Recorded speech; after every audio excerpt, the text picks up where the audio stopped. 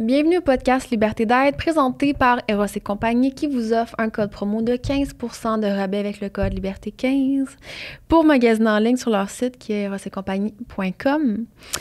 Aujourd'hui, j'ai jasé avec deux chums de filles, Ariane Larivière et Catherine Tardif. On a jasé du deuil. C'est un sujet que j'ai beaucoup reçu en DM. Il y a beaucoup de gens qui me disaient « Faut vraiment que tu abordes ce sujet-là. » C'est vrai que je ne l'avais pas encore traité après 2 ans de podcast. C'est bizarre parce que quand les gens me parlaient de ce sujet-là, on dirait que je me sentais pas tant concernée. Pour comprendre que finalement, il y a vraiment plusieurs formes de deuil. Tu sais, souvent, on pense à le fait d'avoir perdu une personne proche qui serait décédée, mais c'est beaucoup plus large que ça. Tu sais, des fois, on fait le deuil de relations amoureuses, amicales, familiales, des deuils de certains projets, des deuils de certains idéaux ou attentes qu'on s'était fait dans notre vie. Puis il y a même des deuils aussi par rapport à notre propre personnalité. Tu sais, des fois, il faut laisser, faut se libérer de certaines parts de nous, tu sais. Fait que, bref, je pense que c'est une discussion quand même avec plein de profondeur qu'on a eu aujourd'hui. Je suis vraiment contente. Puis, je suis pas mal certaine que vous allez connecter à ce qu'on a vécu. Puis je pense que vous allez en ressortir avec des petites pistes de réflexion. Catherine, qui s'est spécialisée aussi dans le domaine, suite justement au fait qu'elle a perdu ses 2 parents très jeunes. Donc, si vous avez besoin de support aussi à travers ça, je vous conseille fortement d'aller lui écrire. Commentez, s'il vous plaît. Dites-moi qu'est-ce que ça a résonné en vous. Comme à toutes les intros, je vous invite aussi à encourager les partenaires. Vous savez, vous avez accès à ce contenu-là gratuitement, puis ça me fait ultra plaisir de connecter avec vous puis de pouvoir vous donner ce contenu-là. Mais c'est à travers aussi encourager en fait mes partenaires que vous pouvez me donner du support, que c'est grâce à eux que je suis ici au final. Donc, Goutti, avec le code promo Myriam10 et Eros qui est Liberté15. Donc, allez voir les liens. Amusez-vous, allez découvrir ces produits-là. Et je vous dis encore merci d'être là et je vous souhaite une bonne écoute.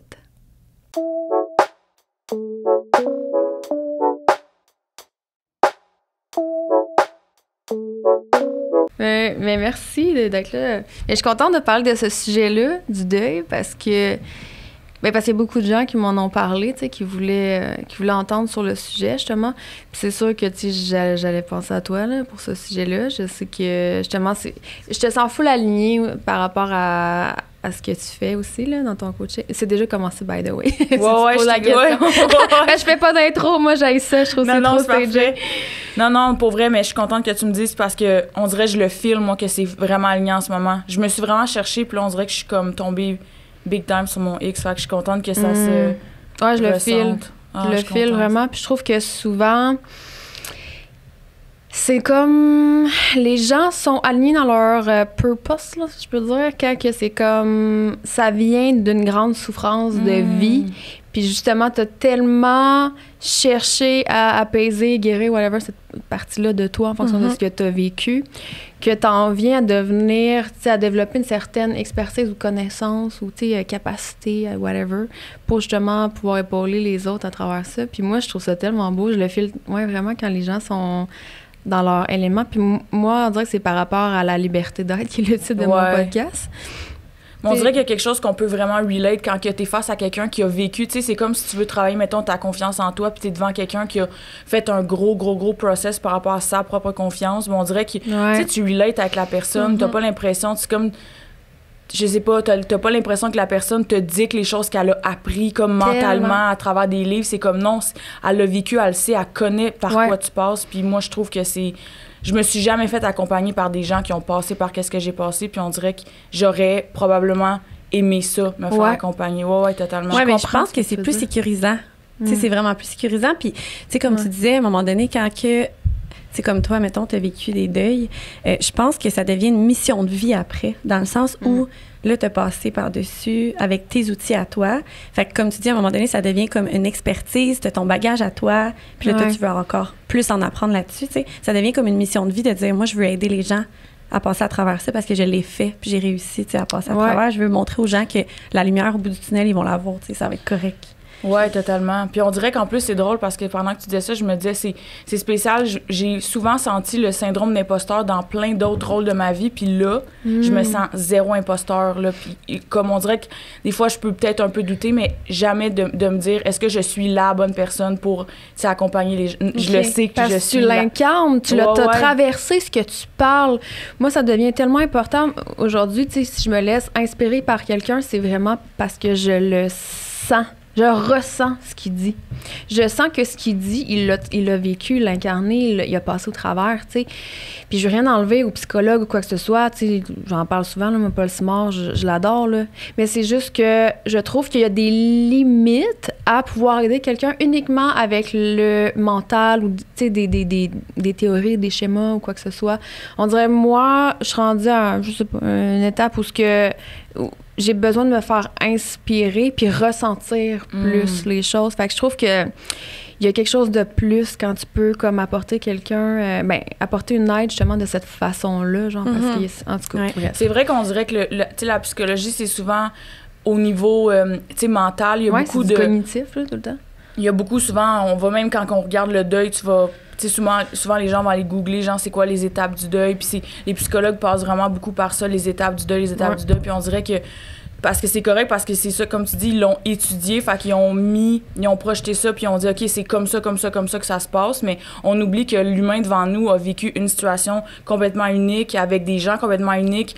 Là, c'est comme si on essaie encore trop de mettre tout le monde dans le même processus pour dire, fait que je comprends qu'est-ce que tu veux dire. On dirait, moi aussi... Ça a ses limites, ça. Ouais, vraiment.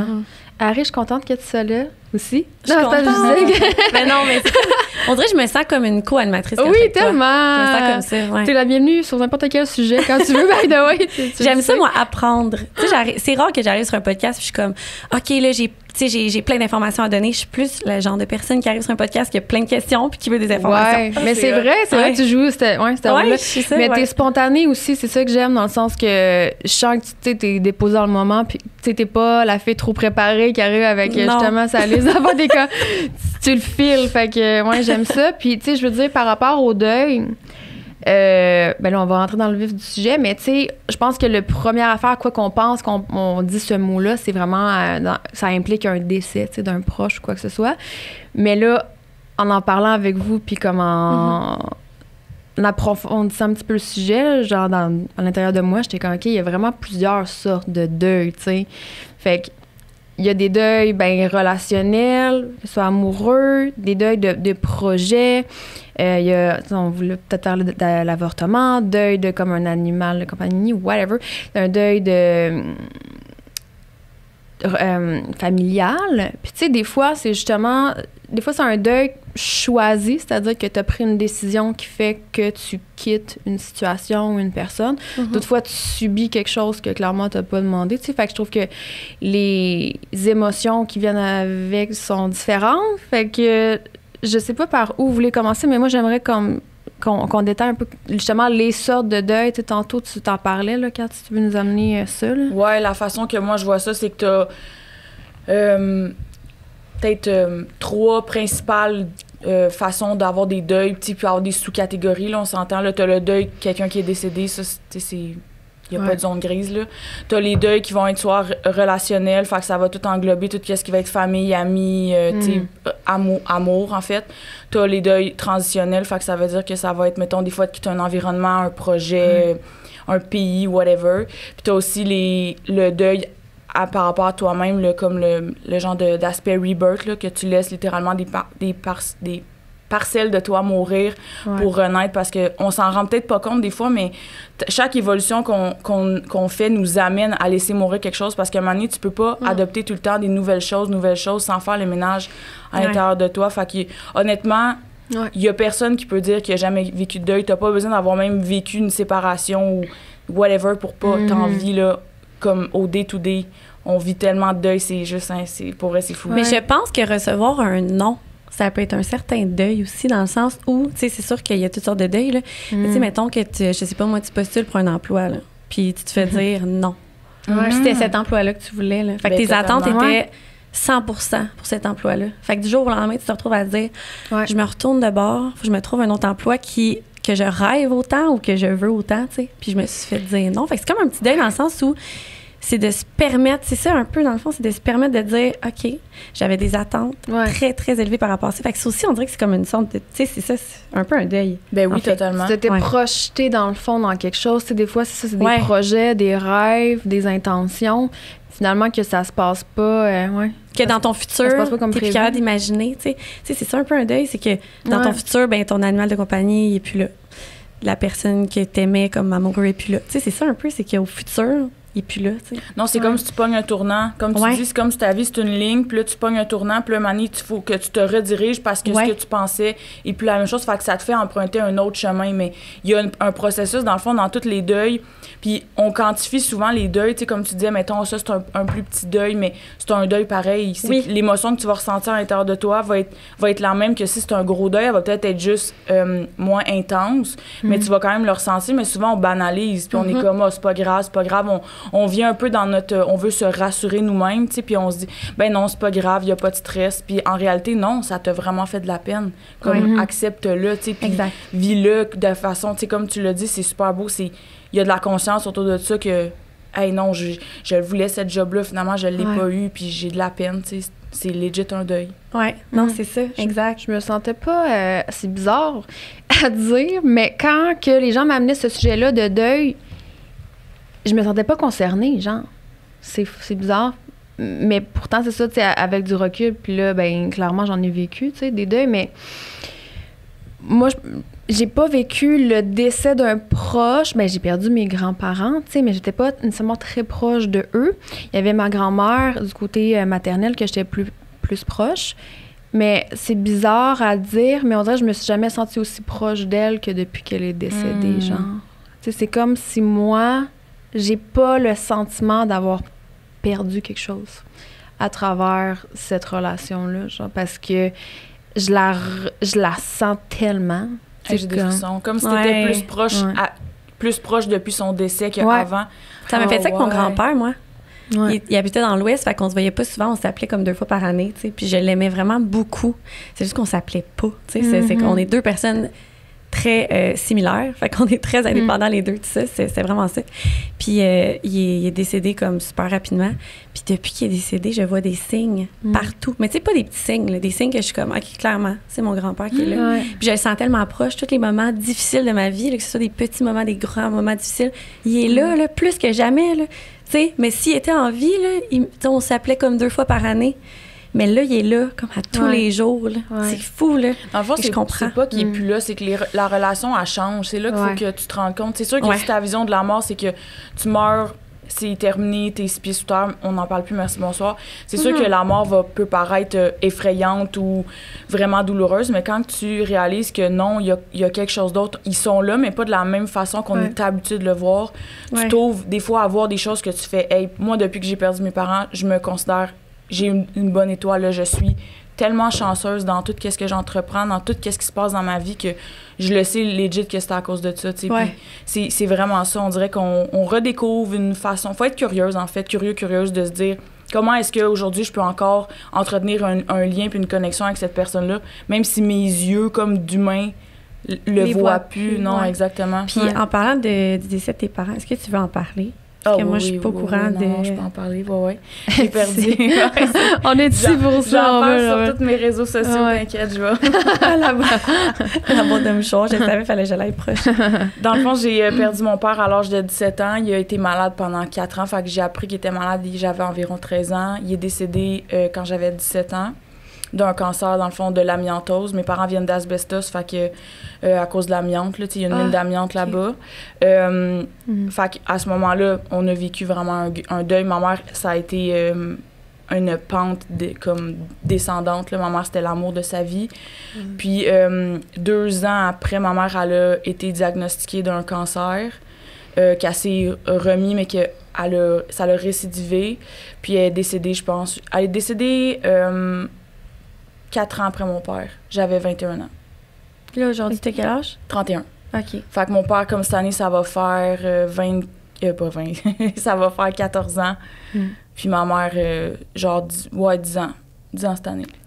T'as perdu, c'est ça, tes 2 parents quand même très jeunes. Ouais. Puis j'imagine que t'as vécu le deuil de ton père aussi à travers ta mère, c'est-à-dire, tu sais, parce que tu disais ta mère, justement, sa santé s'est comme déclinée quand ton père est décédé. Ouais, exact. C'est ça. Peut-être 2 ans après. Mais moi, le deuil de mon père, je l'ai complètement refoulé là, à l'intérieur de moi quand j'ai perdu mon père.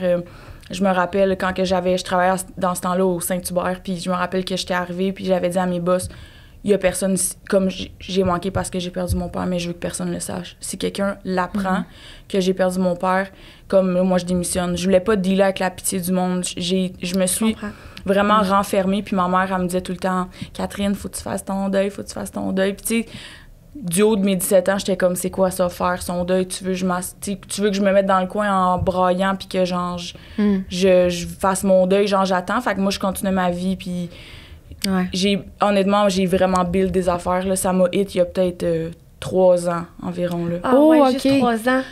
Ouais. Fait que quand ta mère est partie, t'as continué à vivre, pas dans le déni, mais dans le sens que t'as continué à refouler. Ouais, un peu. Je te dirais que il y avait beaucoup de... Tu sais, le plus, c'est que j'ai pris la peine de, mettons, je voyais une psychologue, puis tu sais, je me faisais suivre, puis je faisais... Mais on dirait que... je faisais pas vraiment face à tout ce qui se passait. J'ai vraiment beaucoup... Tu sais, j'ai vraiment mis en dessous comme du tapis, là, tout ce qui me rendait inconfortable, que j'avais honte, la culpabilité, toutes ces émotions-là que je voulais pas ressentir parce que j'étais comme...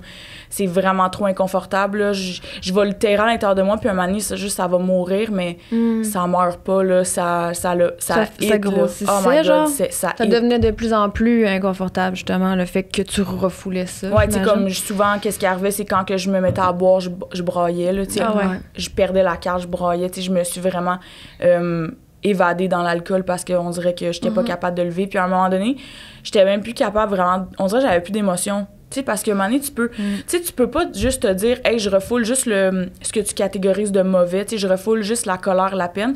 À un moment donné, le reste suit, là. Tu peux pas comme. Fait que des fois, j'avais l'impression d'avoir perdu comme l'étincelle à l'intérieur de moi, de plus être autant vivante parce que, tu sais, tout vient ensemble, là. Tu peux pas juste dire. Une émotion, c'est une émotion. Oui. Tu peux pas juste ressentir pleinement la joie, mais jamais vouloir ressentir la tristesse. C'est ça, je comprends ce que tu veux dire, mais parce c'est que vrai. tu terres les deux, là, puis à un moment donné, t'as l'impression que non, tu sais, c'est correct, ça va, puis que, tu sais, c'est beaucoup inconscient, la façon qu'on vit souvent les deuils, puis non, un moment donné, ça l'explose. Puis je pense que c'est possible de même faire full de thérapie, puis ci, puis ça, puis se convaincre que, ben oui, I do the work, mais de rester en surface quand même, genre. Oui, c'est sûr parce que tu sais, la personne, elle va essayer de t'aider à aller plus deep, mais elle va respecter tes limites aussi. Tu sais, si elle sent que t'es pas prête, elle va pas dire, elle dirait que. Tu sais, t'es-tu vraiment honnête avec toi-même? Tu sais, des fois, on se donne l'impression qu'on fait vraiment ce qu'il faut faire, mais en réalité, on y va vraiment en surface parce qu'on a peur de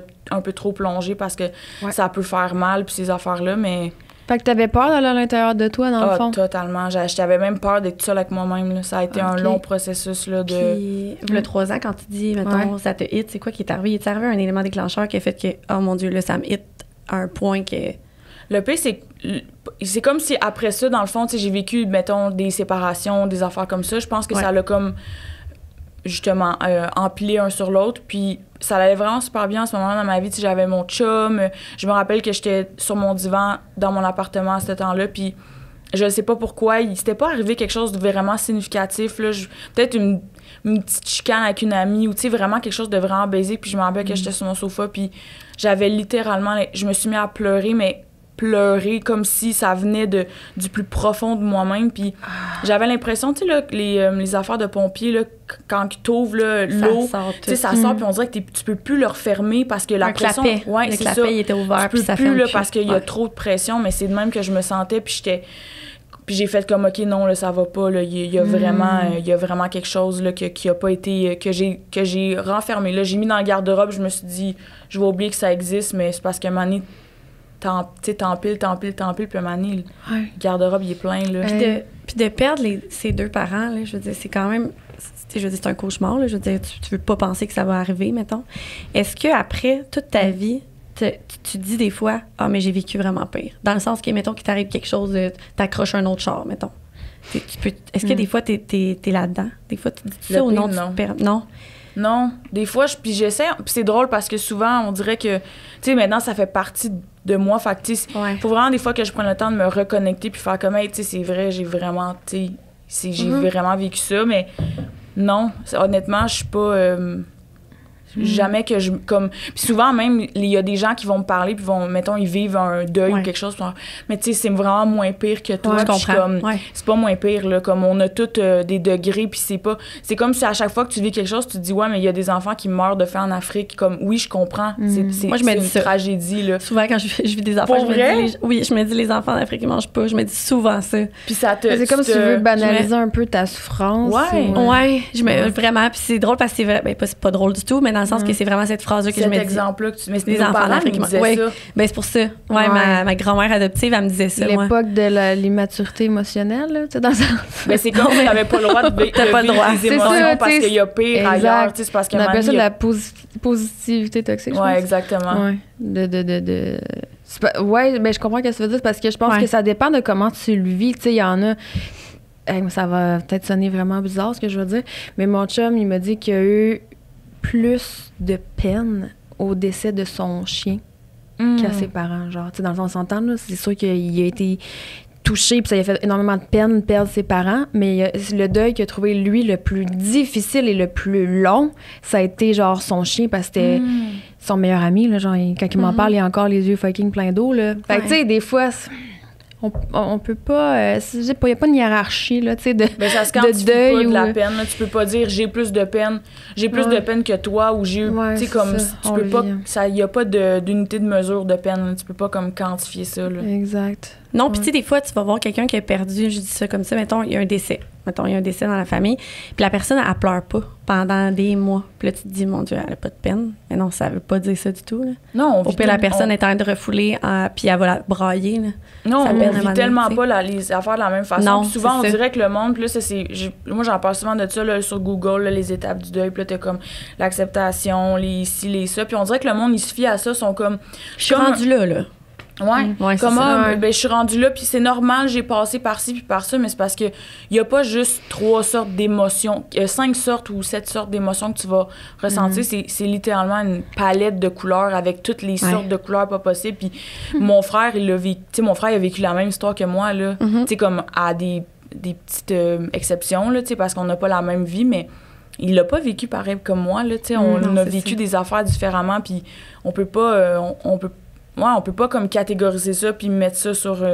Jamais. Non, mais c'est même toi, mettons, tu vivais la même chose aujourd'hui.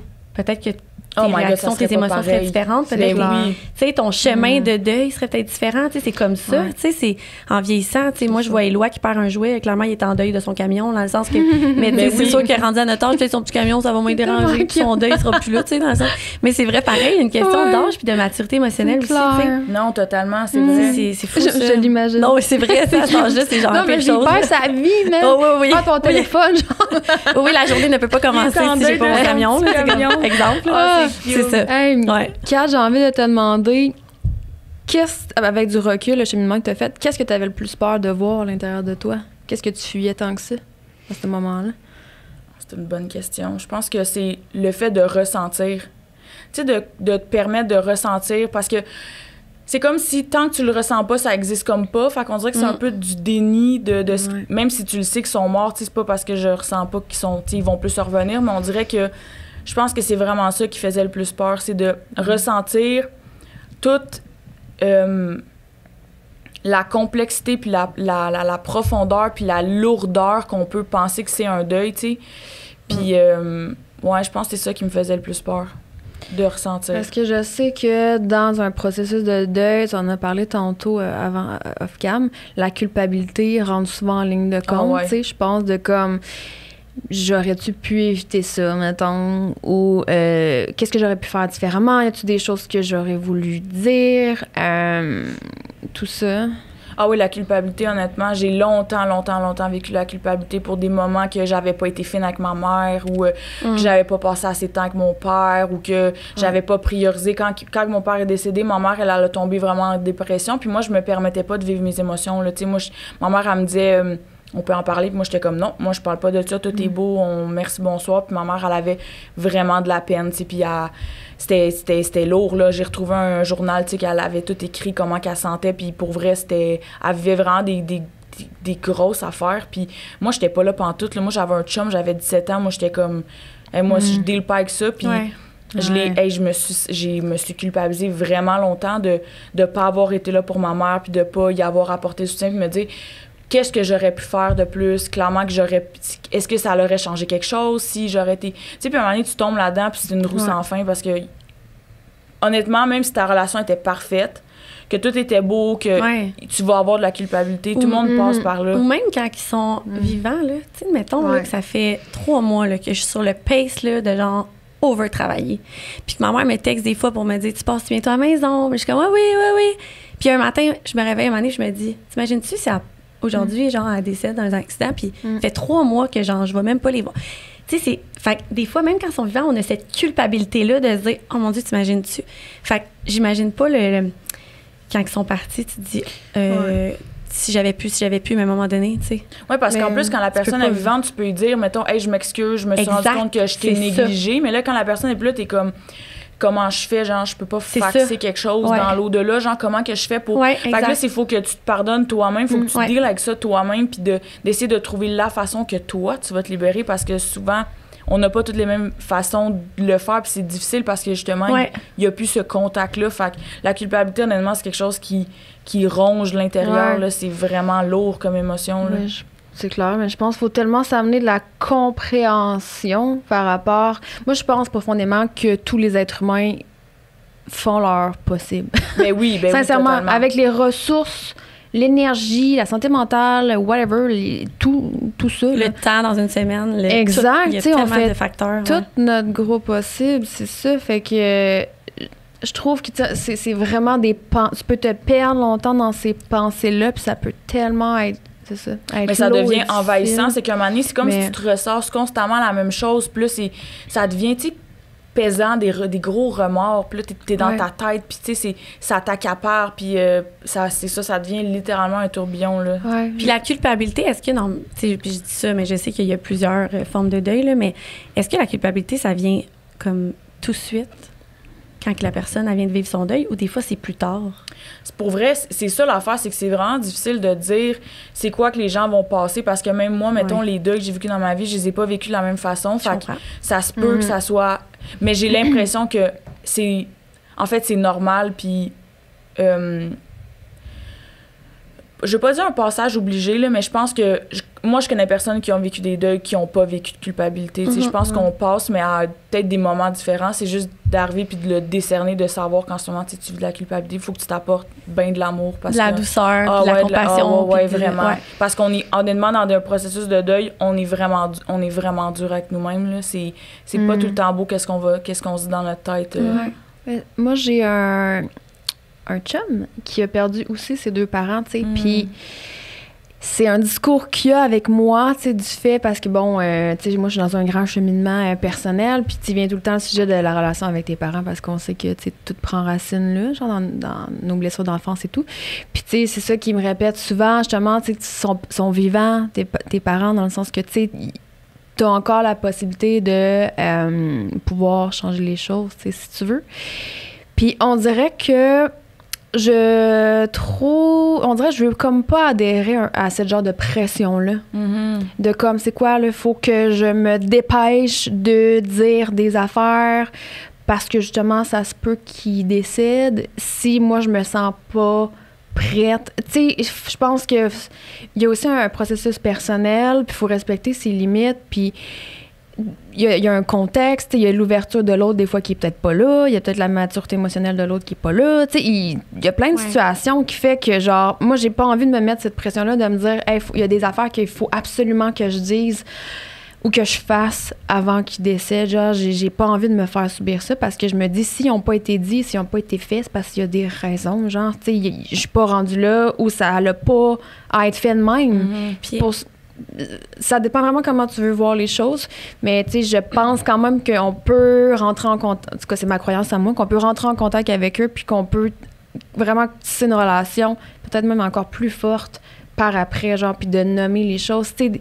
nommer les choses, c'est pas nécessairement tout le temps, genre, c'est ça, physiquement. De ressentir, des fois. Ouais, mais moi, comment je le vois, là, comment tu le dis, là, c'est comme s'il fallait avoir la pression de tout dire, de tout faire pour la personne avant qu'elle parte. Mais dans le fond, toi, en ce moment, je pense que t'es plus comme, justement, en deuil des trucs qui sont arrivés quand tu étais plus jeune. Ouais. Tu sais, c'est ça pareil. C'est comme si en ce moment, tu vis un certain deuil familial avec des qui n'est pas un décès, mais qui est comme un deuil d'une situation ou un deuil d'une famille parfaite. Moi, là, c'est un deuil d'avoir une relation intime autant que je voudrais, mettons, avec mes parents. Tu sais? Exact, c'est ça. Fait que je pense qu'à ce moment-là, tu vis ce deuil-là, tu sais, fait que c'est de te permettre de prendre le temps de vivre ce deuil-là, tu sais, sans nécessairement te projeter à un deuil qui va peut-être arriver d'un décès qui, tu sais, on vit constamment, comme tu disais, day to day, là, des deuils, là, puis tu sais, moi, je fais des introspections à chaque jour, là, je me fatigue à faire ça des fois, dans le sens que je suis comme, OK, c'est beau, là, tu sais, genre, mais sérieusement, oui, j'en fais à chaque jour, c'est sûr, un deuil, j'en ai un à chaque jour, un petit... Puis tu sais, un deuil, c'est parce qu'on dit deuil, comme tu dis, on dirait qu'on entend, genre, décès. Ouais. Mais un deuil, c'est une déception, c'est...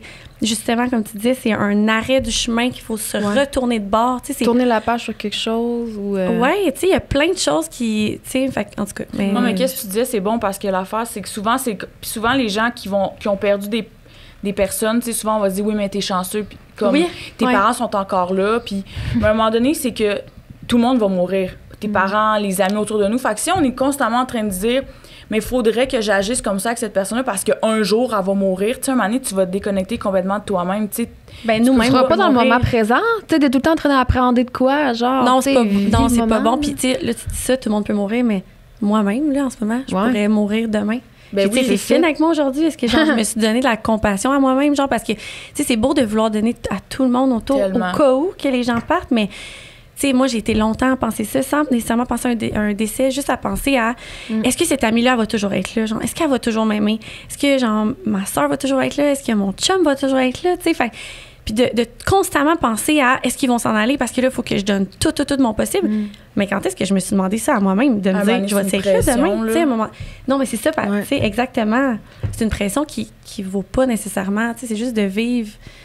de profiter, d'être bien, d'enjoy, tu sais, Ah oui, 100%, on s'oublie souvent dans le process, tu sais, on s'oublie souvent. Oui, exact. Ouais. Puis mettons, toi, t'accompagnes les gens qui vivent des deuils. Ouais, est-ce que des fois, t'accompagnes des gens qui ont peur de vivre un deuil? Oui, il y a du monde qui ont peur de il y a des gens qui ont peur de leur propre mort puis de la mort des autres, là. Ça, c'est... Il y a vraiment beaucoup... C'est encore un peu tabou, tu sais, la mort, là. C'est bien rare que... Tu sais, t'arrives sur un souper pis t'es comme « Hey, moi, j'ai fait mon testament. » Tu sais, ça crée un fret, là. C'est un tabou, c'est vrai. Le monde est comme... Qu'est-ce que t'es-tu malade? T'es comme, ben non, tu sais, je veux préparer mes affaires.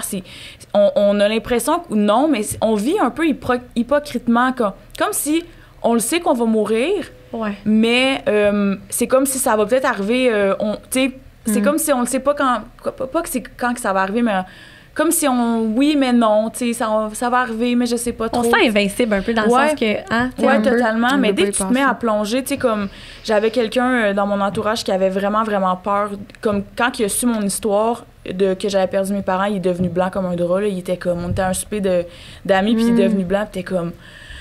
Mais comment tu fais? Puis tu le voyais, là, puis là, j'ai dit, ben, tu sais, là, on en a parlé, puis il m'a dit, hey, moi, j'ai tellement peur. Il dit, juste l'idée que je vais perdre mes parents, il dit, comme, je paralyse. Puis je lui avais dit, tu sais, prends le temps en ce moment de ressentir. Tu sais, si tu as une journée que tu as peur, cette pensée t'arrive, puis t'es comme, hey, je vais perdre mes parents, permets-toi de le vivre. Ils sont pas morts, tes parents, là. Tu peux te permettre de brailler, crier, whatever. Tu sais, vis-le. C'est sûr que si tu le repousses constamment, hey non, ils vont mourir, je veux pas y penser.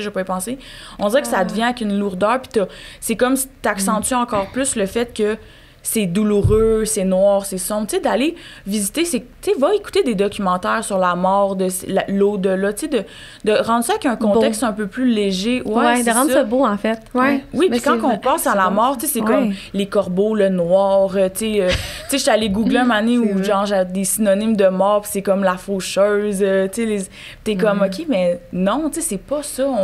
Faut juste apporter une conscience puis une façon de voir les choses, parce que y a-tu de quoi de plus lourd que d'avoir peur de mourir? Genre, tu vas mourir. Il y a une certitude, là, comme tout le monde va mourir. Fait t'as littéralement, tu sais, si, mettons, t'as peur des serpents, va pas dans le désert, tu sais, va pas dans un animalerie. Tu comprends? Tu peux éviter de t'infliger cette peur-là, mais quand t'as peur de mourir, c'est comme...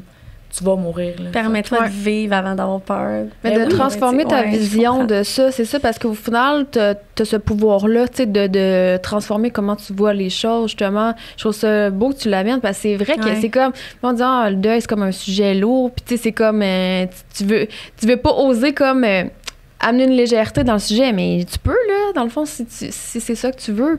Parce que, en tout cas, moi, personnellement, je suis vraiment rendue là que je pense que c'est juste magnifique, l'autre bord, là. Puis genre, je sais pas c'est quoi exactement, mais comme ça me fait pas peur. Puis ouais, ça me fait pas peur. Je me dis, je suis sûre qu'ils sont bien, là. Genre, ouais, totalement. Profondément, je le file, là. Je suis comme. Fait que ça l'amène une légèreté, mais je comprends qu'on n'a pas toutes les mêmes croyances, mais c'est quelque chose qu'on peut comme. Aujourd'hui, en plus, avec l'accessibilité des choses, les livres, les documentaires, les séries, les voyages, tu sais, comme il y a tellement de façons de pouvoir voir justement les façons qu'on peut appréhender la mort, tu sais, de juste aller creuser puis de se permettre, tu sais, puis souvent on va en parler en riant, tu sais, comme la mort, puis on essaie de, tu sais, ça devient comme un petit rire, tu sais, jaune, là, on dirait comme c'est un malaise peut-être. C'est malaisant, mais de justement, tu sais, de... Moi, j'ai déjà dit à mon chum... C'est vrai que c'est malaisant. C'est comme si c'est tabou, genre. Ben, parce que les gens sont... Je sais pas, il y a vraiment... On a l'impression que non, tu sais, que, mettons, la sexualité, c'est un peu tabou, l'argent. Non, la mort, là, c'est... Tu t'arrives, tu parles de ça, les gens, ils deviennent... Puis aussi, tu te mets à pleurer, mettons, sur un... moi, le nombre de fois, je broyais, puis que là, le monde était comme... Tu sais, il figeait, puis il était... On se sent impuissant. On sait pas quoi dire. On dirait qu'on sait pas quoi dire. C'est ça l'affaire. On sait jamais quoi dire. On est malaisé. On veut être là pour l'autre. On veut pas dire de quoi de cucu si la personne ne veut pas entendre. Mais en même temps, c'est comme, tu peux pas changer la situation. C'est comme un mélange d'impuissance. Oui, c'est ça. On est impuissant, puis on veut combler avec les mots en essayant d'apaiser la personne en disant comme, hey... Tu sais, puis souvent, ça devient ultra maladroit. Là, il est mieux, c'est qui est. Oui, c'est ça, j'allais dire. Ça va. Oui. Le temps va arranger les choses. Tu sais, on dirait qu'on tombe tellement là-dedans. Ouais. La seule façon de faire, c'est d'accueillir la personne puis de le nommer. Hey, je suis là. Qu'est-ce que je peux faire pour t'aider? Qu'est-ce qui te ferait du bien? Tu sais, puis souvent, on essaye parce que c'est nous, on vit de l'inconfort. C'est pas tant la situation qui est inconfortable, c'est nous. Ouais. On aime la personne devant nous qui a perdu quelqu'un, puis on est comme, hey, j'ai profondément de la peine, j'aimerais ça pouvoir t'aider ou peu importe, mais il n'y a rien à dire. Là. C'est juste de l'accueillir dans ce qu'elle vit puis dans l'étape qu'elle est. Là, de créer. C'est littéralement de créer, mettons, un safe space autour de cette personne-là puis de faire comme, hey, je t'accueille dans l'émotion que tu vis. Vis ton émotion, peu importe c'est quoi. Genre, je vais t'accueillir sans jugement, avec tout mon amour, ma douceur, puis je vais pas essayer de te rassurer. Tu sais, souvent, les gens vont pleurer, vont faire comme, on essaie de rassurer. Non, tu sais, c'est correct, ça va aller, tu sais, pleure pas ou whatever, là, mais de vraiment y laisser l'espace de vivre sa colère, sa frustration, sa peine. Puis des fois, il y a des choses qui peuvent être irrationnelles qu'elle va dire. Tu sais, il y a des affaires qui se passent dans notre tête, là, qu'on se dit, puis que s'il y avait des gens qui m'avaient entendu penser ça, il y a probablement du monde qui m'aurait jugé, mais d'avoir quelqu'un qui t'ouvre les bras puis qui fait comme...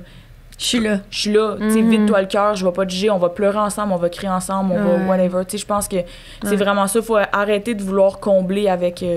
Puis, admettons qu'on parle des deuils, là, toutes les formes de deuil, parce que en fait, les étapes doivent se ressembler. C'est juste, ça dépend d'une personne à l'autre, là, mais ça dépend aussi de comment tu le vis en dedans. Admettons, tu dis, dans l'étape du deuil, là, au complet, toutes les étapes, sois doux, aime-toi, donne-toi de l'amour, tout ça. C'est quoi l'autre affaire que tu dirais à une personne qui vit un deuil? Peu importe la forme de deuil, là, vraiment l'autre affaire que tu dirais. Honnêtement, je pense que c'est d'être conscient de ce qui se passe à l'intérieur de nous. Peu importe ce que tu vis, que ça soit un deuil amical, familial, d'une personne qui est décédée, je pense que souvent, on réagit, on le process de façon vraiment sur l'autopilote. Là. On avance, on continue dans notre journée, on dirait qu'on est constamment occupé, puis on oublie vraiment ce qui se passe à l'intérieur de nous, puis on traite pas ces choses-là, les émotions, de la peine, de la colère, de juste être aware de qu'est-ce qui se passe à l'intérieur de nous, puis de l'adresser. Parce qu'honnêtement, il y a... Tu peux aller voir whatever sur n'importe quoi, là, les étapes du deuil, qu'est-ce qu'on faut faire pour vivre un deuil. Puis, peut-être que pour moi, le fait de d'écrire, ça va pas m'aider, mais pour toi, ça va être ultra libérateur. C'est de trouver, en apportant de la conscience sur qu'est-ce qu'on vit, ben après ça, c'est de te permettre d'essayer des choses. OK, si tu vis vraiment beaucoup de colère, essaie d'écrire, ça marche pas. T'as-tu essayé de crier, ça marche pas. OK, je sais pas, moi, va te pogner des cours de... Tu sais, essaye des choses, puis toi, c'est quoi l'appel? Des fois, l'appel peut sembler niaiseuse, tu sais, où t'es comme, ben voyons, ça fait pas de sens, mais juste va l'essayer, là, peut-être que ça va te faire vraiment du bien. On a toutes des fois des petites façons à nous de nous faire du bien, tu sais, puis c'est de faire confiance à ça. On a tellement les réponses, c'est ça, à l'intérieur de nous, là. Tu sais, moi, je veux absolument qu'on parle des autres deuils. Ben, moi, je serais curieuse de savoir, ça serait quoi ton plus grand deuil, là? À toi. Mais il y a un sujet aussi, peut-être juste, on va comme closer le sujet par rapport à ton histoire, parce qu'il y a quelque chose que je voulais absolument parler, que j'ai vu dans ton Insta, que tu parlais de la honte entourant le fait comment tu avais dépensé l'héritage de tes parents. Puis je trouve ça important d'en parler, parce que j'ai l'impression qu'il y a peut-être plusieurs personnes qui vivent avec ce genre de honte-là, là. Fait que si t'es à l'aise. Ouais, dans le fond, quand mes parents sont décédés, dans le fond, ma mère, quand elle est décédée, on a hérité vraiment un gros montant. Puis à ce moment-là, c'était censé être une personne de confiance qui s'en occupe. Puis il y a eu une très, très grosse trahison à ce niveau-là. Ouais, vraiment grosse. Fait qu'on je me suis ramassée du haut de mes 21 ans avec des sommes colossales à gérer pour moi et pour mon frère. Ton frère avait quel âge, lui, à ce temps-là? 2 ans de moins que moi, fait que ça veut dire qu'il devait avoir 19. Ouais, mon frère, il vivait une passe vraiment très, très olé. Quand ma mère était en maison de fin de vie, tu sais, la police est venue, je suis allée voir mon frère à l'hôpital. Il s'est passé vraiment, vraiment beaucoup de choses. Mais c'est difficile parce que moi, j'ai jamais vraiment... La personne qui m'a appris à gérer mon argent, c'est mon père, puis il est décédé quand j'avais 17 ans. Fait que j'ai pas bien appris à gérer mon argent. Puis ma mère, c'était « Hey, tu sais, maman, je veux ça. » Puis ma mère, elle me le donnait. Fait que moi, du haut de mes 21 ans, qui ne savais pas comment gérer l'argent, à un moment donné, c'est comme OK, je vais m'acheter ça, puis tu penses pas vraiment je pourrais investir. Moi, j'avais 21 ans, j'étais comme j'ai graduellement dépensé, puis j'ai vraiment, vraiment longtemps ressenti tellement de culpabilité. Je te dirais que je l'ai nommé à une amie il y a ça 3 ans. J'ai dit, il y avait personne, même mon ex de l'époque, il le savait pas. Puis j'ai vraiment pris le temps de le dire. Puis je te dirais que la chose qui m'a le plus libérée, c'est de le dire à quelqu'un de confiance. Hey, je me sens vraiment comme coupable. J'ai délabité littéralement la ça peut être une façon aussi de vivre ton deuil, dans le sens... De te garrocher dans les dépenses. Oui, c'est ça. Ouais. Tu sais, de carburer à une forme de plaisir, tu sais, d'acheter des choses comme manger, c'est comme un peu n'importe quoi, là. Tu sais, on peut compulser à travers justement le fait de dépenser. Fait que c'est comme une façon de combler le vide un peu, genre une peine ou, tu sais. Non, puis l'argent, de toute manière, tu sais, peu importe le montant, ça va devenir souvent un amplificateur de comment qu'on est, tu sais. Puis c'est tellement vrai, ça. À ce moment-là, tu sais, comme je dis, moi, j'avais pas non plus la notion de l'argent parce que ma mère, elle me donnait tout ce que je voulais. Fait que là, je me suis ramassée avec beaucoup d'argent. Fait que, tu sais, je pouvais me permettre plein d'affaires, tu sais, puis de faire comme, OK, oui, ici et là. Puis j'ai vraiment... Tu sais, c'était quelque chose que j'aurais jamais dit, mettons, à un partenaire ou quelque chose de dire, hey, tu sais, j'avais peur de ce que les gens allaient dire, tu sais, voyons donc. Puis en parlant, je me suis rendu compte qu'il y a beaucoup de gens à qui c'est arrivé.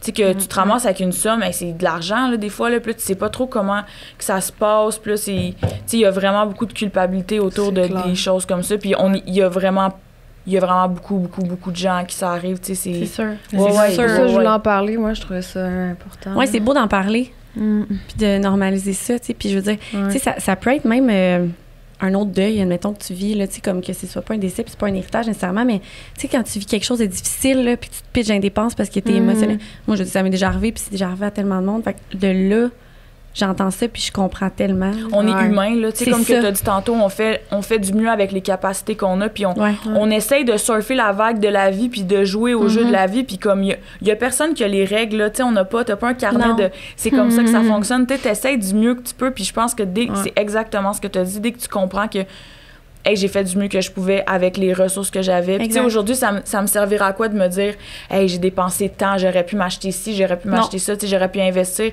L'argent reviendra pas, il y a rien qui va revenir. Puis à la limite, je me suis dit, c'est de l'argent, le 4, là, tu sais, ça se refait un jour. C'est pas grave, c'est vraiment pas grave. Fait que...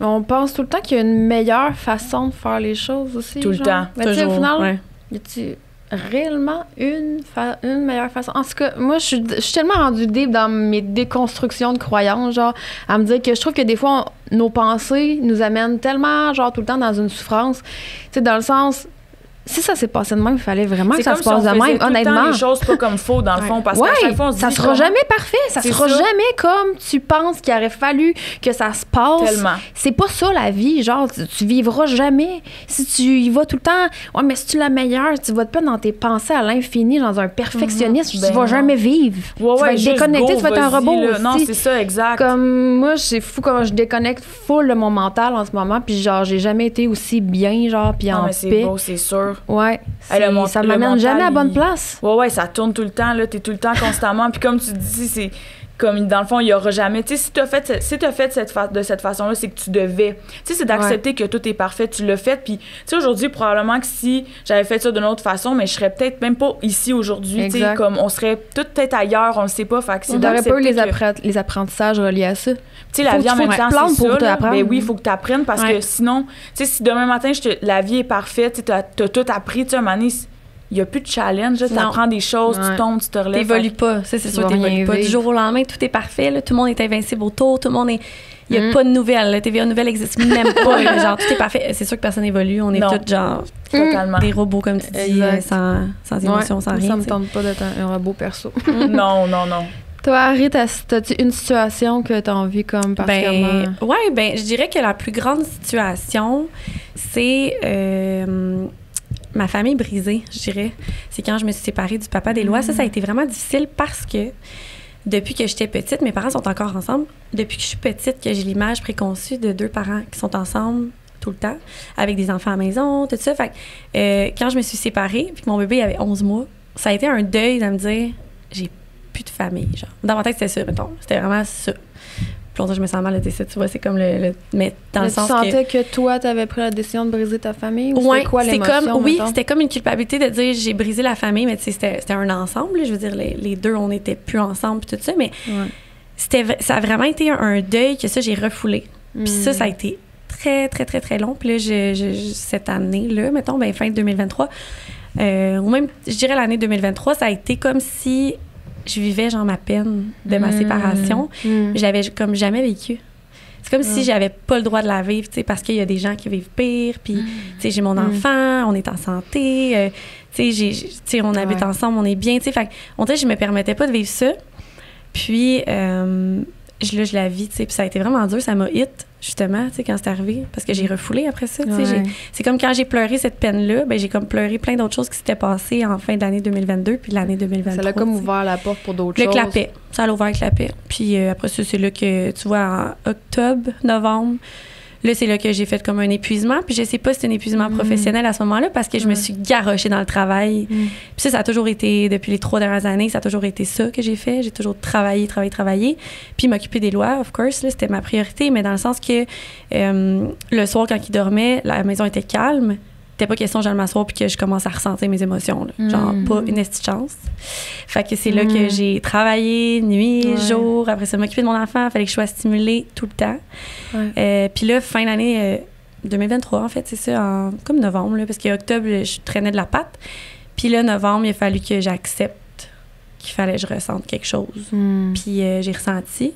Ça a été vraiment douloureux, vraiment beaucoup. Puis je me suis permis de ressentir. Puis là, c'est là que j'ai accepté. Là, j'ai dit, là, c'était assez, là, de refouler. Puis on dirait que j'étais vraiment dans le déni. Genre, c'est comme si... Tu sais, en tout, quand tu dis j'avais plus d'émotions, là, il y a un moment de ma vie que j'étais comme gelée un peu sur les... Gelée dans le sens où j'étais comme... Pas froide, mais je dirais froide par rapport à mes émotions, tu sais. Puis là, c'est ça, là, c'est en 2023, toute la fin de l'année, j'ai beaucoup pleuré puis tout ça, puis je l'ai vécu, tu sais. Mais c'est comme s'il y a plein de deuils que je me suis pas permis de vivre. Des fins de projet. Tu sais, comme, mettons, un projet qui arrête. Après ça, perte d'amitié, ça a été extrêmement douloureux aussi. Ça aussi, c'est une affaire que j'ai vécue dans le déni total. Là. J'ai pas... tu sais, je l'ai pas tant pleuré, dans le sens que je l'ai senti en dedans, tu sais, mais ça... Mais souvent, on banalise en se disant... Pas on banalise, mais on essaie de se rassurer en se disant c'est mieux de même, la personne comme est comme ma vie est mieux sans elle, puis tu sais moi aussi ça m'est arrivé des deuils, des gros deuils d'amis, puis tu sais souvent tu veux justement te réconforter peut-être de façon un peu maladroite en te disant anyway, cette fille-là était pas bonne pour moi. Puis en réalité, t'as de la peine. Ouais. Puis même si c'est correct que vous étiez pas pareil puis qu'elle était pas fine ou whatever, qu'est-ce que c'est l'histoire, c'est que t'as le droit d'avoir de la peine. On est des fois plus proches de nos amis que de notre chum. Là. Des fois, on a des liens tellement forts avec des amis que ça devient littéralement une rupture comme amoureuse. Mais c'est vraiment ça. Puis le pire, c'est que, tu sais, comme là, ce que tu disais, là, moi, ce que ça résonne en moi, puis ce que je vois, c'est que quand, admettons, là, on parle de rupture amicale, quand la rupture amicale arrive dans ma vie, à ce moment-là, j'ai même pas pensé que la personne était le problème. Parce que dans ma tête, c'était moi. Ah, pour vrai? Pendant longtemps. Ouais. Tu prenais dans tout le sens, le blanc. Puis là, je dis ça, mais en voulant dire, l'autre personne n'est pas blâmée non plus, dans le sens que on était 2 personnes dans une relation, puis c'est comme ça en amour aussi, là, tu sais, je veux dire, on est 2 personnes, fait que les 2 personnes sont à blâmer sans blâmer personne. Mais c'est ça que j'ai trouvé ça difficile, c'est vraiment que dans chaque deuil que j'ai vécu, ça a toujours été ça. Ça a toujours été, je suis le problème, je suis la source du problème, me taper sur la tête, me rendre coupable de tout, finalement, de pas vivre mon deuil, là. Je suis coupable, puis c'est ça. Puis de pas vivre ce deuil-là, d'avoir de la peine, parce que je me dis, ben, là, c'est ma faute, tu sais. De chercher qu'est-ce que j'ai fait de pas correct, tu sais. Puis au final, d'arriver là, puis de tout vivre ça, puis de me dire, OK, là, tu sais, j'avais mal. Tu sais, pourquoi j'ai pas vécu ma peine à la place de me taper sur la tête aussi longtemps pour des trucs que j'ai pas nécessairement... Je comprends. Je pense qu'il y a les 2 polarités. Il y a d'un bord de tout prendre le blâme, de comme vraiment se taper sur la tête. Puis d'un autre côté, j'ai l'impression qu'on peut vivre l'inverse de... que c'est tellement souffrant de voir sa part de responsabilité dans l'équation que c'est vraiment pointer du doigt à l'autre puis genre hey elle-même c'est folle tu sais whatever de comme vraiment être dans le jugement de l'autre parce que t'es tellement blessé que ça n'a comme pas fonctionné mettons que en plus rajouter une responsabilité par-dessus ça c'est trop souffrant tu sais fait que j'ai l'impression qu'il y a beaucoup de gens qui prennent ce chemin-là de dire genre c'est la faute c'est la faute mais moi, je pense vraiment que dans une relation, il y a tout le temps 2 personnes. 100%. Il y a une dynamique. Ouais. Mais encore là, comment on en arrive à prendre la décision de vraiment fermer la porte à n'importe quoi. À une relation? À une relation? Oui. Bien, une relation, mettons, amicale, là, dans cette optique-là. Comment qu'on fait... Ben genre, je pense que ça m'est jamais arrivé vraiment. Comment qu'on fait pour en arriver là à se dire... C'est le choix que je fais, mettons, de fermer la porte. Je dirais que c'est drôle parce que, tu sais, quand tu dis, mettons, là, rupture amicale, rupture amoureuse, dans mon cas à moi, c'est la même chose. Okay. La rupture est la même chose parce que si je termine... C'est pas arrivé souvent là, que j'ai terminé, mettons, par moi-même, genre une relation, là, mais quand j'ai terminé une relation dans ma vie, ça a toujours été parce qu'il y a vraiment une limite qui a été dépassée. Puis souvent, dans mon cas à moi, tu sais, je sais que chaque personne, ça peut être différent. Ma limite à moi, ça a toujours été des paroles blessantes. Ou dans un des cas, c'était pas des paroles, mais tu sais, dans le sens que ça a vraiment été c'est ça, quelque chose qui m'a blessée au point de dire, OK, là, c'est fini. Tu sais, moi, dans mon cas à moi, ça a toujours été ça. Ça a été très...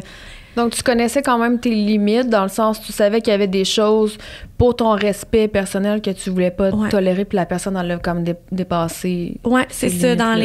Ça, c'est dans les 2 fois que j'ai fini une relation. Là, ça a été la même chose pour les 2 fois. C'est vraiment... Il y a des paroles qui ont été dites. Ces paroles-là, il fallait pas que ça soit dit, mettons, juste devant moi. Fait qu'il y a des trucs comme ça que pour moi, c'est comme un clash, mais tu sais... J'imagine que pour chaque personne, mais prendre une décision, c'est ça qu'on disait tantôt, c'est tough. C'est difficile, mais le deuil, es-tu vraiment différent à ce point-là, dans le sens que de te faire, mettons, je dis une rupture amoureuse, de te faire laisser, t'as pas pris la décision, tu te fais laisser, on me dit c'est pas ma décision, versus laisser quelqu'un. Ben, je pense c'est sûr que c'est différent, là, parce que mettons que tu te fais laisser, c'est que là, c'est comme, c'est pas, tu l'as pas choisi, toi, fait que t'as le deuil aussi de l'image, de l'histoire que tu t'écris dans ta tête, c'est parce qu'on se crée toutes des histoires, là, comme notre futur avec cette personne-là, fait que c'est de faire un deuil de toute cette histoire-là qu'on s'est projeté, tous nos projets qu'on avait avec, puis des fois, c'est de revirer puis de se dire, de se faire dire pourquoi il m'a laissé, tu sais, qu'est-ce que j'ai pas été assez, qu'est-ce que j'aurais pu faire de plus. Le taper sur la tête. Taper sur la tête. Puis dans l'autre sens, souvent, c'est que la plupart du temps, quand tu arrives à un point que tu te dis OK, je veux laisser partir cette personne-là, puis ça peut être autant même familial, là, tu sais, moi, je connais des personnes qui ont arrêté de parler à leurs parents parce que, tu sais, on catégorise beaucoup, oui, mais c'est le lien de sang, oui, mais aujourd'hui, tu aurais le choix de choisir ta mère, ton père, c'est eux que tu choisirais, puis pas parce qu'ils sont parfaits ou parce que... tu tu sais, tout est idéal, mais est-ce que, tu sais, si t'apportes vraiment plus de mal que de bien, un moment donné, tu sais, la coupure doit se faire. Fait que c'est tout le temps une question de limite. Un moment donné, t'arrives à un point que t'es comme, OK, est-ce que cette personne-là m'apporte plus de mal que de bien ou plus de bien que de mal, tu sais? Puis là, c'est de faire, OK, non, en ce moment, ça me... Tu sais, des fois, tu le sens, là, ça tire juste des fois un peu vers le bas où il y a des choses qui ont débordé le vase, puis t'es comme... Tu sais, quand tu dis... OK, mais c'est correct, nos chemins se séparent, on va rencontrer. Puis moi, quand j'ai laissé partir des amis, c'était une de mes plus grosses peurs, là, parce que j'avais peur de l'abandon. Puis j'avais peur, on dirait que je me disais, mais je vais jamais me refaire d'amis, tu sais. Je perds ces amis-là. C'est comme si mon cercle d'amis autour de moi, tout le monde a sa place, il y a toutes des chaises, puis que parce que je perds des amis, eux, ils s'en vont avec la chaise, puis qu'il n'y a plus de place. Mais quand ils s'en vont, elle s'en va, la chaise, elle reste là, genre, puis t'accueilles des nouvelles personnes. Puis dès que j'ai décidé de faire comme, OK, tu sais, c'est correct, je vais attirer des personnes qui vont être encore plus alignées avec moi, qu'on va avoir une... Puis comme que tu disais tantôt, je me rappelle pas, mais on a notre part de responsabilité, tu sais, souvent. Puis c'est pas parce que l'autre personne a fait de quoi de mal ou j'ai fait de quoi de mal, c'est qu'à un moment donné, tu sais, dans la vie, il y a des chemins, puis c'est correct que des chemins se terminent pour en rencontrer d'autres. Puis c'est encore là, de tout le temps se dire que, tu sais, que tout est parfait, mais il y a dans n'importe quoi, que ça soit toi qui laisses, que tu te fasses laisser, que ça soit un accident, que ça soit quelqu'un qui soit mort d'une maladie, dès qu'il y a comme une transition là, de quelque chose, un élément déclencheur qui fait que ton chemin pivote, il y a un deuil. Faut que tu l'adresses, là. Tu l'adresses, tu l'acceptes. J'ai vraiment de la misère avec ça. Moi, c'est ça que je viens de réaliser. Je pense que j'ai de la mise... Je pense même depuis que je suis toute jeune, les fins, les fins d'étape, j'ai tout le temps eu de la misère avec ça parce que c'est comme si moi... je sais pas comment expliquer, je me vois un peu... en relation, là, mettons amoureux, je me vois un peu comme une guerrière, là. Puis tu sais, moi, je suis comme... On est engagés, là. Comme moi, je suis investie, là. Genre, ma décision, c'est qu'on est ensemble. Puis c'est comme, tu veux pas comme abandonner. Tu sais, on mange des coups, man. Ouais. Je sais pas si c'est de l'orgueil ou de l'ego, ou je sais pas. C'est comme, je n'abandonne pas. Peu importe les épreuves, puis tout ça. Mais c'est comme, si à un moment donné, c'est ça, je me pose la question à savoir... Tu sais, est-ce que je respecte pas mes limites? Puis c'est comme si je me dis, je pourrais tout le temps en donner plus. Je pourrais tout le temps plus travailler sur moi. Il y a comme tout le temps un aspect de moi que je pourrais évoluer, puis faire en sorte que, justement, je suis plus dans l'ouverture, whatever, de la personne, que je suis plus dans l'acceptation de la personne. C'est comme si je deviens de plus en plus consciente de ma part de responsabilité. Puis je me dis, j'ai de la misère à fermer une porte si c'est pas elle qui se ferme par elle-même, mettons, ou c'est quelqu'un... De prendre la décision de faire comme... Ouais, c'est quand même quelque chose de difficile pour moi, tu sais, mettons, même avec mes ex, tu sais, mon deuil, c'est toujours moi qui ai quitté, en fait, mais ça a tout le temps été fucking long. Avant que tu prennes la décision. Ben oui, vraiment long de prendre la décision. C'est comme si tu te rends trop loin. Ouais. Ou dans l'auto-sabotage, peut-être, des fois, non? Tu sais, des fois, quand on embarque dans un... On veut prendre c'est comme on est pas capable, si je me dis... Ouais, c'est parce que je me dis, on aurait pu faire pour que ça fonctionne. Ouais, oui, mais toi, t'as probablement tout fait qu'est-ce que toi, tu pouvais faire. Des fois, c'est... Dans ce moment-là, en fonction de ce que j'avais comme ressources, Puis l'autre personne, c'est parce que l'affaire, c'est qui est difficile, c'est qu'on est deux. Tu sais, dans notre tête, si on se dit... C'est vrai. Hey, on pourrait se rendre là en faisant ça, puis toi, tu vas le faire, mais ça veut pas dire que la personne a su. Tu sais, c'est qu'à un moment donné, il faut se dire... Comme, c'est beau qu'est-ce que tu dis parce qu'on a beaucoup une génération un peu les personnes comme un peu plus vieilles disent une génération poubelle là, tu sais, on est bien bon pour tout jeter. Fait que ça c'est tellement une belle qualité que tu as de vouloir justement comme OK, mais on va le travailler, on va pas scratcher. C'est qu'à un moment donné, il faut arriver à un point puis de dire est où ma limite? Tu sais, je vais jusqu'à où? Puis je te comprends parce que je suis pareil. Moi, avec, je suis comme, mais non, mais on pourrait faire un petit pas de plus. Puis à un moment donné, tu te rends compte que, tu sais, t'as fait 1 kilomètre seul ou comme semi, puis t'as étiré comme élastique. C'est qu'à un moment donné... Je pense que c'est ça qui est arrivé dans mon autre relation. C'est quand tu sens que tu patines tout seul, là, tu pagayes. Ouais, tu pagayes seul. T'es à contre-courant, là, puis que l'autre embarque pas. J'avoue que c'est pas mal ça qui a fait en sorte c'est complexe, là, parce que souvent, on va se dire... OK, mais il y a tellement de choses. Est-ce que le temps va peut-être faire en sorte que ça va aller mieux? Peut-être qu'à un moment donné, la personne, elle va catcher quelque chose, puis là, ça va décliquer de quoi? Puis là, moi, si je fais ça, peut-être que lui va faire... Puis là, on pense tellement, on mentalise. Plus souvent, on va étirer justement notre élastique trop. Puis à un moment donné, ça pète. T'es juste comme, OK, c'est terminé. Là, moi, je suis plus capable. Ouais, c'est pour ça que ça arrive, trop loin d'un coup, mais finalement, non, ça faisait déjà un bout qu'il y a des trucs qui arrivaient. Exactement. Exactement. Tu veux travailler sur toi, sur ton coup, mais c'est la limite entre... C'est sain, c'est normal, ou c'est de l'acharnement, là, tu sais, genre... de l'acharnement. C'est un peu ça. Tellement. Que je trouve la ligne est quand même difficile. Puis moi, j'ai une question par rapport au deuil, là. Tu sais, là, on parle beaucoup des deuils qu'on est conscient, qu'on voit. Mettons, tu te fais dire non un emploi, tu perds ton copain, séparation, décès, tout ça. Mais est-ce qu'il y a des gens qui viennent te voir pour des deuils, par exemple, ils ont été adoptés à l'âge de 2 mois, puis ils ont eu un genre de deuil à faire à l'âge de 2 mois parce que leurs parents biologiques, mettons, ils les verront plus, puis ils se font adopter par une famille. Des fois, ils vont changer de pays pour l'adoption, tout ça. Est-ce que des fois, t'en as des fois que c'est comme des deuils qui sont un peu inconscients, dans le sens que à 2 mois, tu sais, à ce jour, je me rappelle plus de quand j'avais 2 mois, mais j'imagine que la blessure du deuil peut quand même faire partie de toi parce que c'est une peur d'abandon, j'imagine, qui crée comme un... Bien, je comprends ce que tu veux dire. Il y a... Tu sais, moi, j'ai vu ma maman s'est fait adopter, fait que je l'ai vu. Tu sais, des fois, tu vis un process, là, c'est quelque chose, là, tu sais, d'arriver puis de comprendre pourquoi tu t'es fait adopter, tu sais, pourquoi que tes parents sont comme débarrassés de toi ou t'ont comme laissé... Tu sais, des fois, tu connais pas l'histoire, puis il y a des deuils d'arriver à un point, des fois, de vouloir rencontrer tes parents puis qu'eux veulent pas. Fait que là, tu sais, tu peux te sentir comme vraiment abandonné par rapport à ces choses-là. Fait que, tu sais, oui, c'est un deuil, ou même dans le sens, on parlait tantôt, tu sais, mettons, d'un avortement.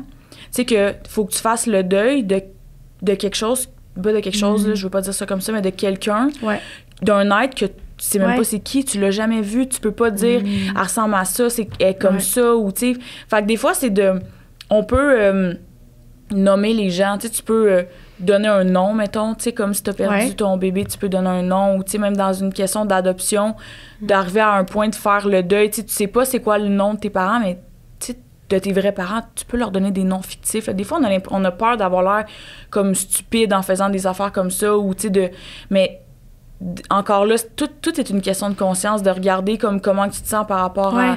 J'ai jamais vu, moi, j'ai jamais eu de personnes qui sont venues voir parce qu'ils sont faites comme adoptées puis qu'ils ont... Mais c'est sûr qu'à un moment donné, tu dois avoir des questionnements de... Ils sont où tes parents? Pourquoi ils ont fait ça? Comme, c'est comme un mystère parce que c'est comme tu connais pas vraiment ces personnes-là. Mais oui, il y a un deuil à faire. Comme un deuil aussi, j'imagine, de ton toi-même. Tu sais, mais là, j'étais comment, moi, à 2 mois? Ben, tes racines aussi, tu veux savoir. Tu te dis comme souvent, on veut... Tu sais, souvent, moi, dans des ateliers, il fallait connecter, mettons, à nos racines. Puis moi, je suis comme, mes racines...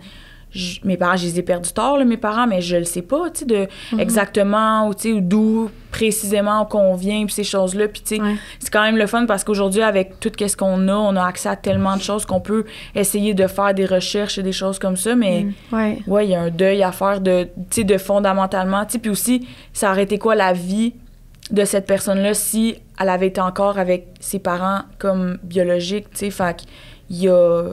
Il y a totalement ça ressemble un petit peu aussi au deuil périnatal, je veux dire. Tu sais, c'est un petit peu tu rencontres ton bébé, puis après ça, tu te restes plus de... Tu sais, c'est tout des deuils, dans le fond. Ça, c'est tellement un sujet... Je pense que je pourrais faire un podcast uniquement là-dessus. Là-dessus. Non,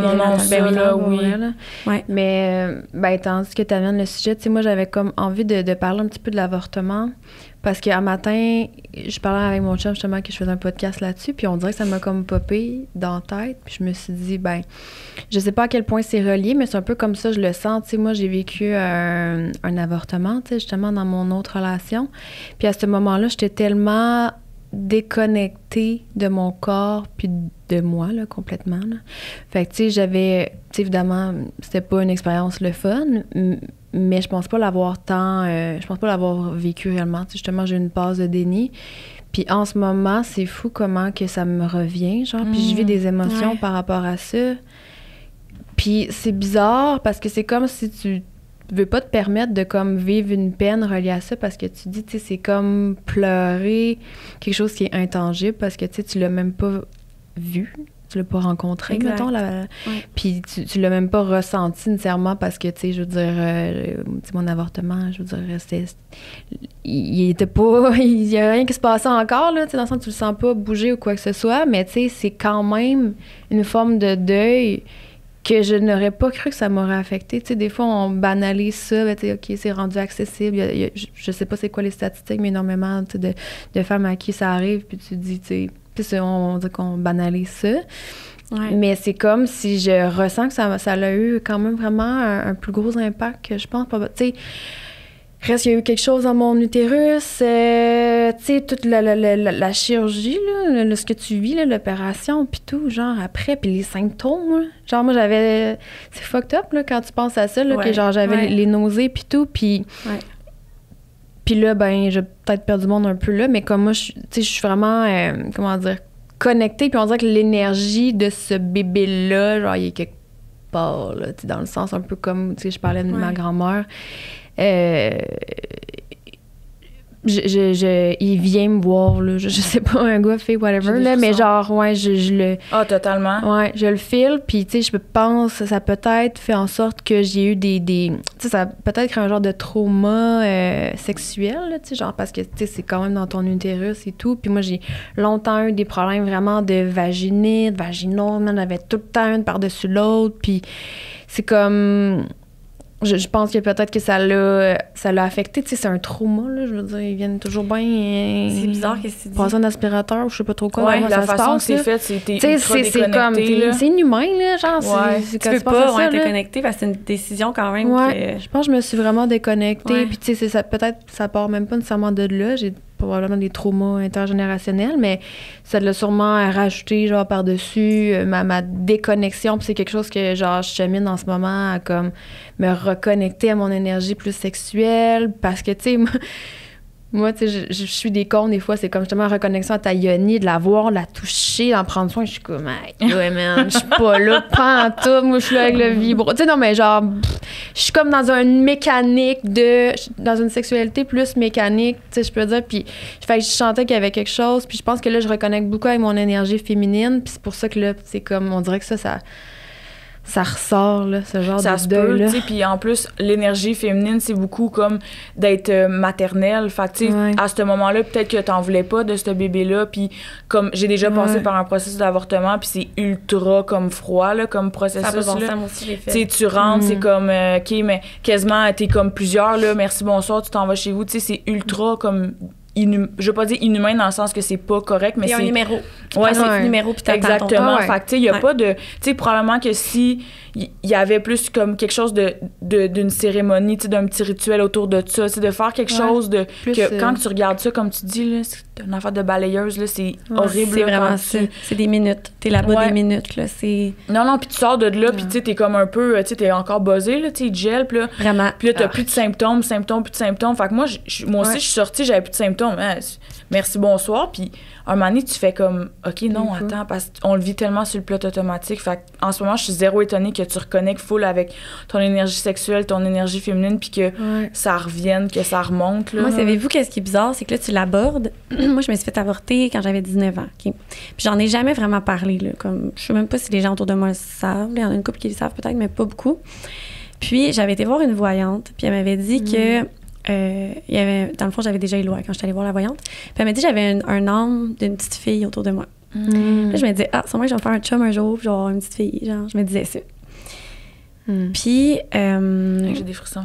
Ouais, mais ce qui est vraiment spécial, c'est que là, tu dis ça comme si tu as l'impression que l'énergie est là. Et quand que j'ai accouché d'Éloi, puis qu'il est sorti et tout ça, je me suis mis à l'allaiter tout de suite, genre. Puis j'étais comme, puis je l'ai allaité vraiment, là, comme si je n'avais eu 5 avant, tu sais. Fait que là, je me mets à l'allaiter, puis là, je le tiens, puis tout. Puis là, les infirmières, tu sais, à cet âge-là, je veux dire, j'avais quand même, je venais d'avoir 22 ans quand j'ai accouché. Ouais.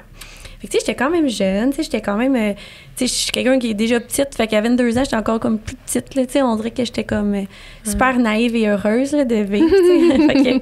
fait qu'en tout cas, fait que c'est ça, fait que, puis je me rappelle toujours, là, toutes les infirmières, sans exception, qui rentraient dans la chambre, me disaient tout le temps, c'est pas ton premier. Puis Puis je disais, oui, c'est mon premier. Puis là, j'étais full secure, tu sais, full bien, full genre safe. Puis il me disait, j'en reviens pas, j'étais sûre que t'en avais un autre.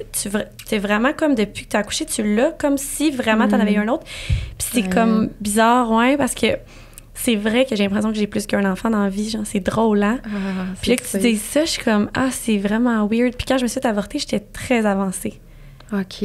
Comme, j'étais quand même avancée en semaine, tu sais.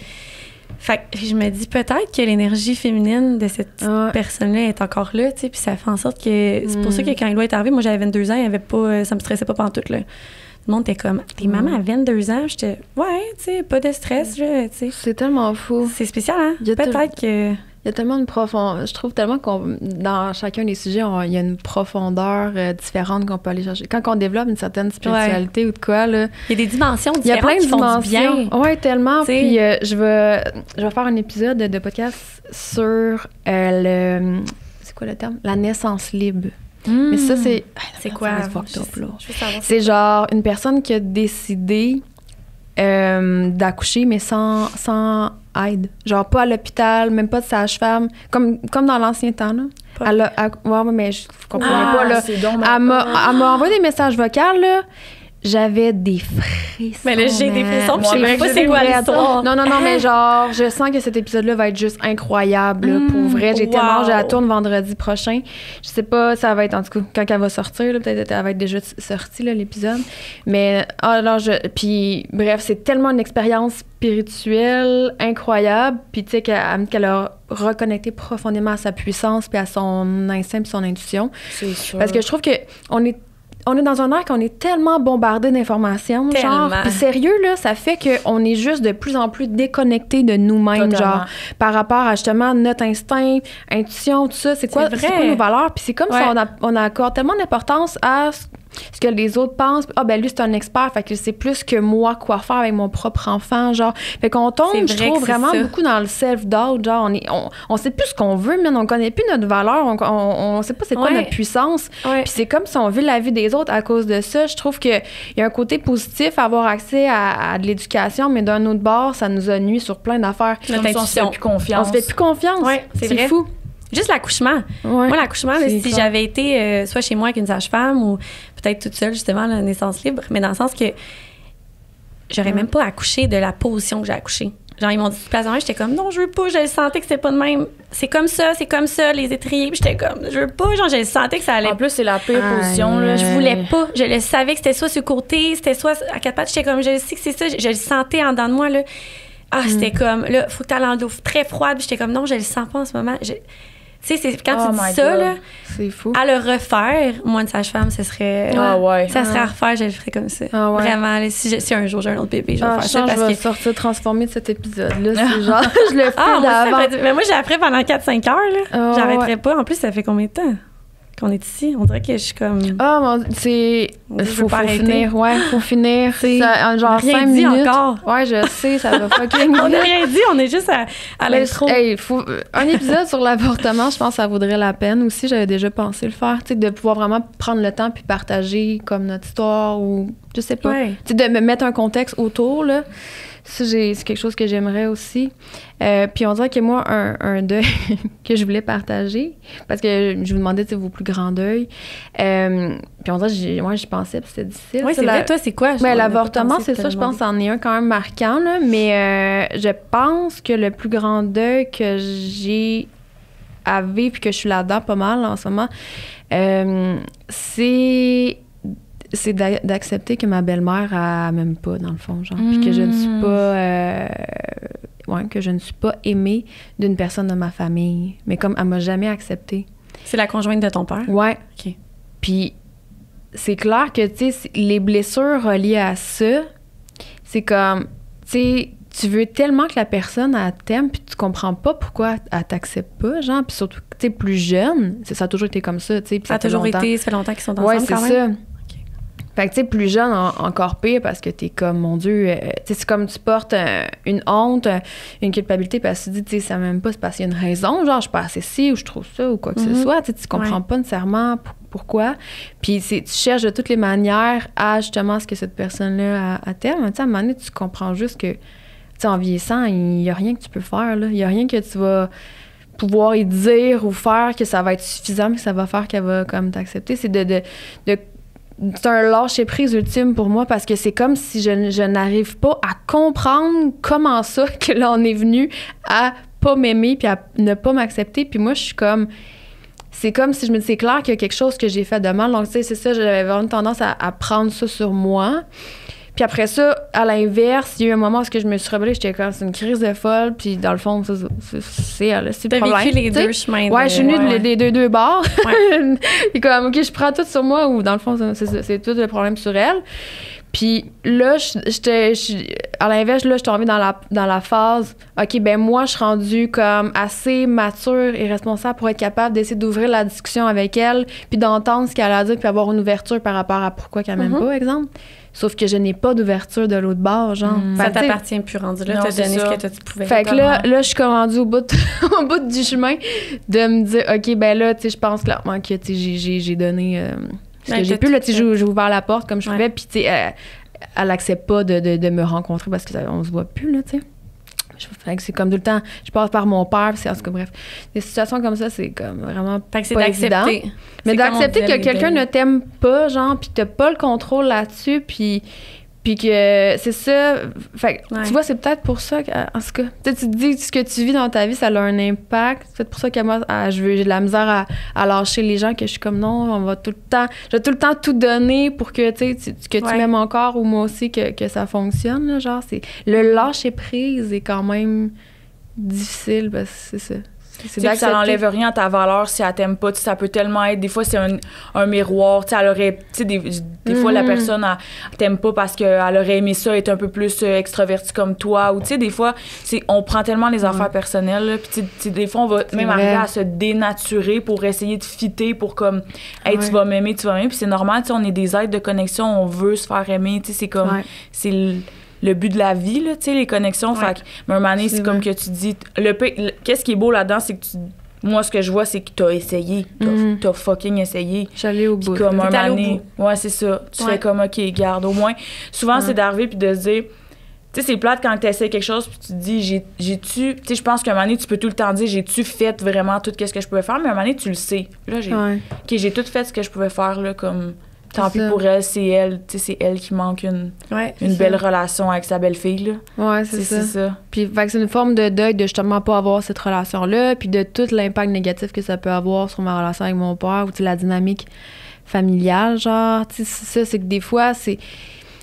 oui, c'est ça. Moi, la limite que je trouve difficile, c'est à savoir, est-ce que j'ai tout donné, tu sais, parce que comme des fois, je pense que je vais essayer de prendre la responsabilité des autres, tu sais, genre OK, ben lui, exemple, avec mon père, je sais pas, il y a pas l'intelligence émotionnelle, justement, d'ouvrir les discussions ou de quoi. Fait que c'est comme, je vais vouloir essayer de combler un peu les manques des autres, de, tu sais, vraiment tout le prendre sur moi, mais comme, c'est parce qu'à un moment donné, c'est tellement, c'est ça devient tellement lourd, genre, puis... Mais des fois, c'est de se réinventer puis de réinventer les relations parce que souvent, on a un idéal. Comme, mon père, exemple, il est avec sa blonde. J'aimerais ça aller souper chez eux les dimanches, on a comme des attentes, genre, j'aimerais ça qu'on soit capable de jouer à des jeux de société puis qu'on ait du fun. Puis des fois, t'es comme, tu veux comme forcer quelque chose parce que c'est ça que t'as dans ta tête. Mais à un moment donné, tu te dis, OK, c'est ça la relation. Il aime, il est avec. Moi, je suis sa fille, j'aime mon père. Comment qu'on peut faire pour que la relation nous satisfaise en tout cas, les deux là-dedans. Fait que des fois, c'est d'aller avec des avenues qui sont juste différentes, qui sont peut-être moins conventionnelles que... Ouais, puis c'est de là de pas se comparer. Avant, des fois, dans des situations comme ça, on va se comparer. Tu sais, mettons, c'est facile pour toi de dire, mettons, là, je vois mon amie, elle, son père, sa belle-mère, elle a une belle relation, comme tu dis, les dimanches, elle va souper là. C'est dur de pas tomber dans la comparaison, tu sais. T'es comme, j'aimerais ça, moi aussi, pouvoir faire ça, puis comme, on dirait, des fois, tu forces. Tu forces trop pour essayer d'arriver dans... Fait que c'est de faire ta propre image, de la reconstruire, de la réinventer. Réinvente ça de la façon que... Tu sais, il n'y a pas de ligne...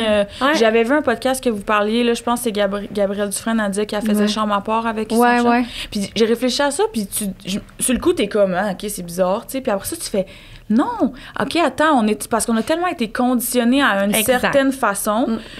que si on sort de là puis qu'en bout de ligne on est heureux puis que tout le monde tu sais fit là-dedans comme pourquoi pas tu sais de réinventer les relations aussi c'est comme ça que tu vas arriver à te sentir libre parce que tu subis tout le temps genre le conditionnement. Tu sais, au final, le conditionnement, c'est juste des humains qui ont décidé que c'était ça la meilleure façon. Puis tout le monde a adhéré comme des moutons, genre. Exactement. Fait que des gars, moi, peut-être que dans le fond, ça me tente pas nécessairement de suivre la masse. Dans le sens, tu sais, si tu le files profondément, que c'est pas non, puis on est tous la meilleure différents, chose on a tous alignée. des relations différentes. Fait que, tu sais, c'est comme... Exact. Hey, les filles! Moi, j'ai plein de questions encore. C'est de même que je vous ferme la trappe. Le pire, c'est que j'ai vraiment plein de questions. Je voudrais faire un part 2. Ça n'a pas de bon sens. C'est que... Ou si vous voulez t'en aller, parce que là... On peut plus, hein? Il est comme... je voulais parler... au pire, un autre épisode. Mais je voulais parler du refoulement. Oh mon Dieu, des émotions. Mais tu sais, c'est le refoulement des émotions. Les émotions, c'est comme un sujet à dans le fond, hein? C'est fou. Ben, dans chaque épisode, puis dans chaque sujet, il y a tout le temps ça, les émotions. C'est tellement gros comme ça revient tout le temps. Relation, émotion. Ça, là, ils sont partout. Ouais, puis on aurait pu continuer parce qu'il y avait le deuil périnatal. Honnêtement, c'est un sujet super sensible. Puis comme, je pense que je voudrais vraiment faire un épisode juste là-dessus. Mais il y a aussi, une personne qui m'écrit souvent, qui suit mon podcast, qui me dit, elle, c'est ses enfants qui ont pris la décision de couper le lien avec elle, genre, parce que... Ouf. Fait que, tu sais, ça aussi, c'est tough, là. Imagine, là. Ah, non. Parce que, tu sais, il y a tout le temps la dynamique de l'autre parent qui rentre en ligne de compte, genre que... Exact. Tu sais, comme... Moi, je vis ça, en fait, parce que mon père, bon, comme je disais, j'ai une belle-mère, mes parents sont séparés, puis tout, puis mon père, il a eu un enfant avec cette personne-là.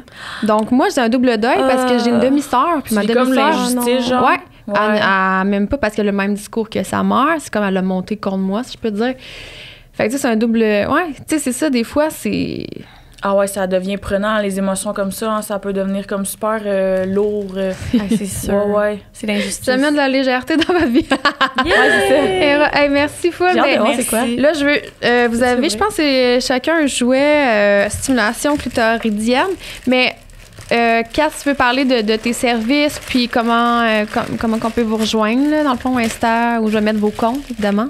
Ouais, ben en fait, je fais vraiment de l'accompagnement qui est privé. J'ai pas de choses, tu sais, de masterclass ou de choses comme ça. Je mise vraiment sur le one-on-one. Selon moi, c'est la chose qui est le plus transformatoire. Fait que les gens peuvent venir m'écrire sur mon Instagram, iam4.tardif. Je sais pas si tu mets les liens ou pas. Fait que, directement sur Instagram, là, mes DM sont ouverts. Tout le monde peut venir m'écrire.